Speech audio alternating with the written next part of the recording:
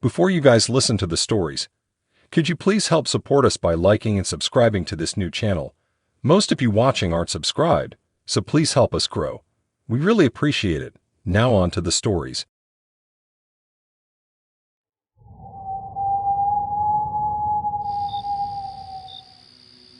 Exhaustion weighed on me as I left the office well past midnight. I had pulled yet another long shift at the hospital, caring for a surge of flu patients in the ER. All I craved was my cozy bed. Unfortunately, I parked clear on the other side of the sprawling lot to snag some shade that morning. The long walk to my car felt daunting this late at night with aching feet. Oh well, maybe the fresh air would perk me up for the drive home at least. Bundling my coat tighter against the night chill, I hurried along scanning the sparse lamp posts. The lot appeared empty save one other car, a dark sedan idling near the side exit with someone vaguely visible behind the wheel. Probably another poor stressed staffer working late like me. Still, seeing a lone vehicle gave me the creeps. I instinctively walked faster, palm resting on my pepper spray as I made a beeline for my modest Civic on the opposite side. Sliding into the familiar driver's seat brought welcome relief from the unnerving darkness. But I didn't relax fully until reaching the main road well lit with street lamps and the glow of storefronts still open. Despite fatigue tugging at me, nostalgia washed over seeing those charming local shops.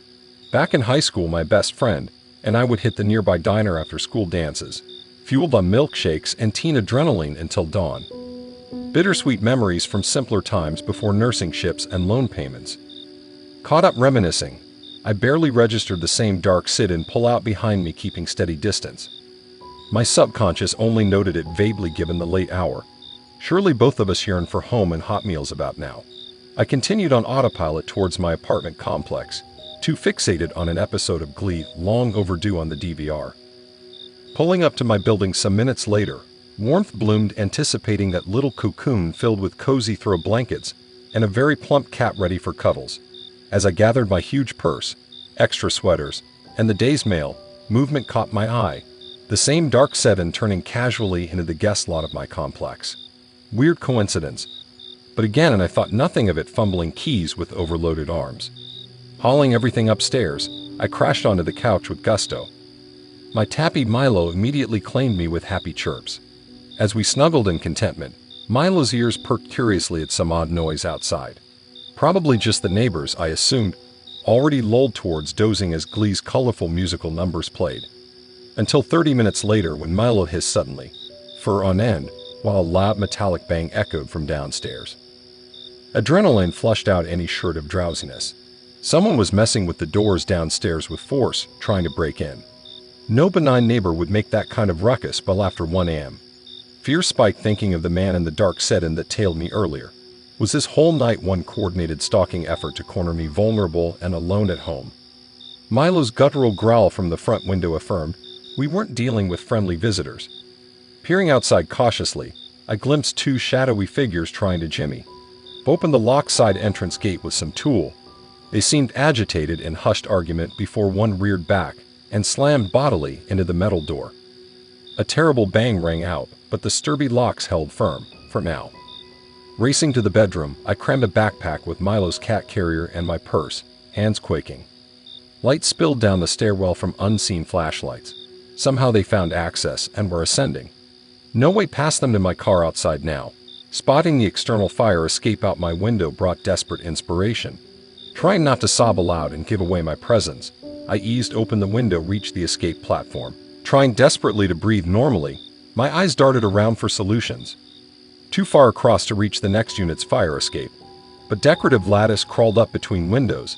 Those slats felt trustworthy, securing heavy vines and flowers all summer long. Gingerly, I slid off my heels for better traction and motioned for Milo to stay perfectly still. Carefully looping backpack straps over both shoulders, I gripped the lattice and prayed. Miraculously, the posts supported me stable enough inch by inch to ascend past another apartment with lights still on.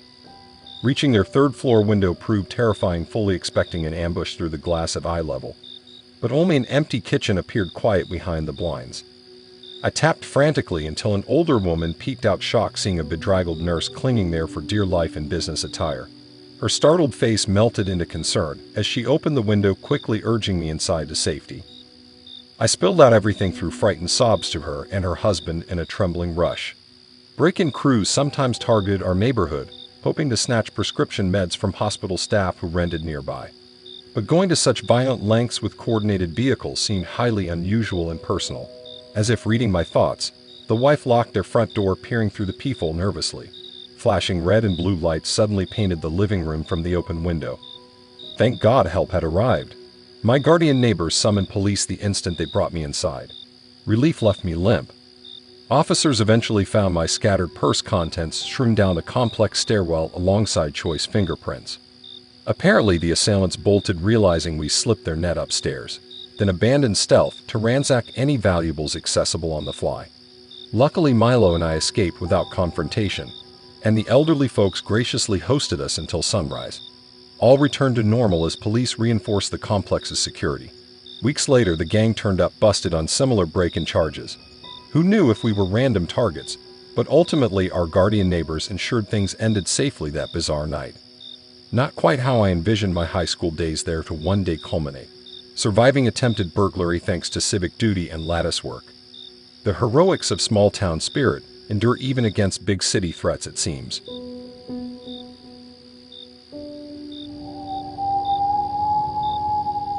Working late nights at the office was nothing new for me. As a senior analyst, I took pride handling extra projects even on tight deadlines. But those first few evenings, something felt off. The cleaning staff rattled their carts about, but it wasn't just their harmless banter keeping me on edge. An unnerving sensation of constant observation clung heavy like humidity within our open office space. Glancing up from my monitors repeatedly, I saw only rows of darkened desks and swiveling chairs strangely ominous in shadows. Nothing tangible seemed amiss. Still, once 11 p.m. hit, I found myself rushing nervously to finish the last spreadsheet, rather than staying late as typical. Lofty reports of my dedication be damned. Something lurked in that after-hours darkness unnatural enough to make my skin crawl. Initially, I brushed off the weird vibes as exhaustion, or writing them off watching too many serial killer documentaries. But the next week brought escalation I could not ignore. Arriving early Monday, I discovered a small wrapped gift box on my desk. Unsigned, unmarked. Warily, I opened it to find an ornate antique letter opener inside, handle engraved with my full initials. A pricey personalized piece clearly intended just for me. Puzzled, I asked neighboring coworkers if they left this courtesy prize for burning midnight oil on their shared projects. They all denied any knowledge. An admiring supervisor perhaps wanting to remain anonymous, but our whole dynamic centered brightly on collaboration and open appreciation. Lavish secret gifts seemed totally alien. Unease stirred contemplating who might harbor silent obsession, watching my routine so closely. I decided leaving the letter opener conspicuously on my desk might prompt my enigmatic gifter to reveal themselves. But days passed without a word, only the creeping awareness of constant sideways glances. Coincidence piled up increasingly bizarre.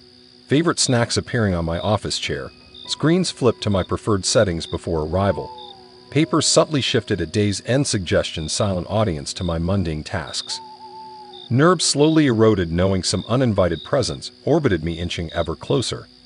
Little sleep came tossing and turning weighted by the implications. Who was this stranger stealing through my days unbidden? Simply an awkward admirer too nervous to introduce themselves properly, or someone more malevolent patiently studying me as prelude to who knows what violence? Anxiety gnawed my guts imagining this unseen watcher, noticing too which dark corner of the lot I parked in each evening on overtime. What else had they mapped up by patterns beyond office walls? Would I find more cryptic gifts accumulating on the passenger seat if I worked just late enough? Soon even standard daylight hours brought no relief from the creeping paranoia. Lingering glances followed me constantly around the hallways and elevators. Faceless figures seemed to turn away just as I tried meeting their eyes. Finding cameras or listening devices tampered anywhere became obsessive madness. Was that new smoke detector always angled towards my cubicle? Were tiny microphones nestled inside the potted plants? Such hypervigilance exhausted my burned-out nerves even further. Matters turned overtly hostile the following Thursday. Arriving at my desk near tears from another sleepless night, shock jolted me fully awake. Dozens of weekly status spreadsheets cluttered my workspace, dragged there from coworkers' drives based on their folder labels. Breathing grew jagged examining the sheet's contents. Countless tabs tracking employees' productivity metrics, salaries, disciplinary issues, even scanned doctors' notes for reasonable accommodations. Private data removed maliciously from HR databases for perusal. Wordlessly, my straining mind connected the dots.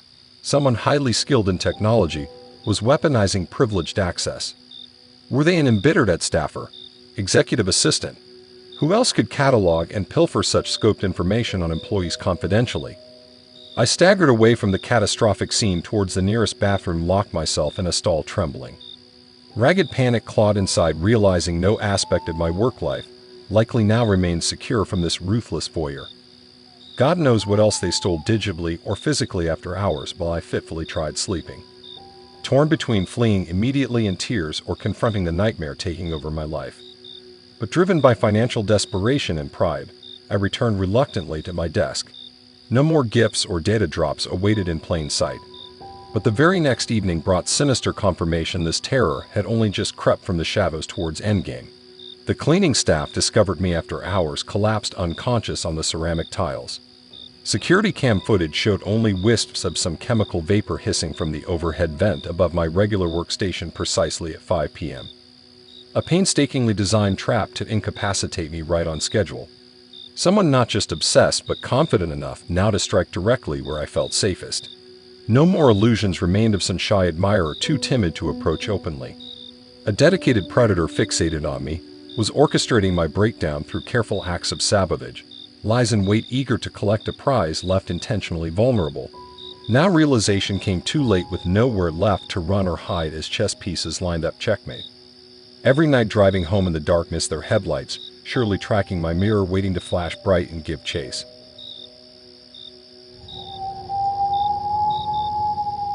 My wife and I were thrilled to finally buy our first house after years cramped in small apartments. The quaint little bungalow sat tucked at the end of a quiet suburban cul-de-sac, lined with similar homes boasting neat gardens and flagstone paths. Flower boxes adorned each front porch filled with vibrant blooms. "Welcome home," my wife sighed happily once we parked the moving truck out front. Our dream home, sweet suburban home, awaited us. Unloading boxes, we gradually met the neighbors as they stopped to greet the new family. They all seemed cheerful and polite, if a bit nosy, asking lots of questions about our backgrounds, hobbies, jobs. But friendliness was far preferable to cold shoulders, so we rolled with the small town charm. We deliberately took it slow on heavy renovations to avoid overwhelming demands from our new community too quickly. After a few weeks fully moved in, we fell into comfortable routines. My wife headed off early to the dental clinic downtown she managed, while I fired up laptop in the makeshift home office writing online content part-time. We reconvened evenings in the yard planting garden veggies together. It felt good easing into this simpler lifestyle away from the big city grind. Our only lingering complaint was lack of curtains, a minor nuisance we lived with, realizing custom window dressings weighted low priority behind unfinished bathrooms and baseboards.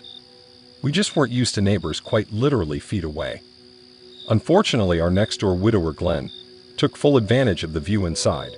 Retired and utterly alone, he seized keen interest observing everything we did through the glass.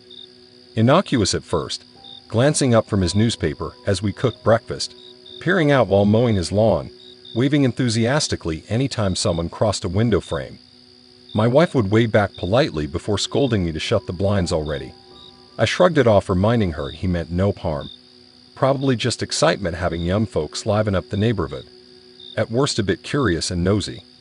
But Glenn's fascination visibly intensified week by week. Any hour of daylight, he sat sentry glued to the windows pointing our direction. The instant my wife left for work, his shadowy form slinked up to our shared fence, neck craning to see what mundane activities kept me occupied indoors. I'd often catch his silhouette lurking outside when taking the dog out for bathroom walks. He knew our habits and routines disturbingly well for having met only once. I definitely regretted giving him a housewarming plant months earlier, likely fanning infatuation through any conversation or attention. His gardening obsession clearly shifted now onto cultivating vicarious connection by peering into our private lives.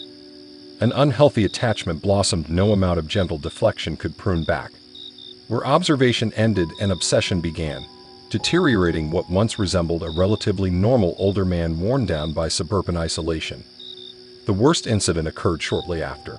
As I sipped Saturday coffee reading news on my tablet, movement caught my eye from the yard. Glenn stood inches from our back picture window staring transfixed at me sitting casual on the couch in pajamas. Alerted by some imperceptible sound, he pressed closer until his nose practically touched the glass. We locked eyes for several dreadful seconds, his cloudy blue irises full of bewildered yet unapologetically familiar affection. Like gazing upon his most beloved memories calcified outside time's eroding effects, rather than intruding uninvited. Those windows served only as flimsy barrier preserving the hallucination of wholesome normalcy. And in his mind perhaps no actions crossed boundaries, just harmlessly observing admiringly, this vision crystallized flawless behind glass. A butterfly under museum glass, never threatened up close but never fully understood either at such removed distance. Only I saw the full picture of how dysfunction seeped quickly from roots nurtured by isolation, none should weather alone, producing habits and compulsions, once introduced impossible to contain without third-party intervention. The poisonous lattice web grew steadily across my yard from the most subtle, innocent airborne seeds, yet built sturdy as any security fence against outside influence that might sever its nourishing compulsions, condemning inhabitants to nightmarish purgatory, where escape and reason daily slipped further out of desperate grasping reach.